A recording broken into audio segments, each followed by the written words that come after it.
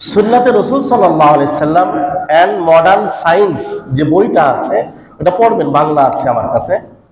ওর ভিতরে লিখছে, বিজ্ঞানীরা লিখতেছে, ডাক্তাররা লিখতেছে যে কেউ যদি আল্লাহ রাসূলের তরিকায় যদি রোজা রাখতে পারে বছরে 1 মাস এবং প্রতি সোমবার এবং বৃহস্পতিবার যদি রোজা রাখতে পারে, ডাক্তার কসম দিয়ে বলতেছে, কসম করে বলতে পারি যে তার জীবনে কোনোদিন ক্যান্সার হবে না।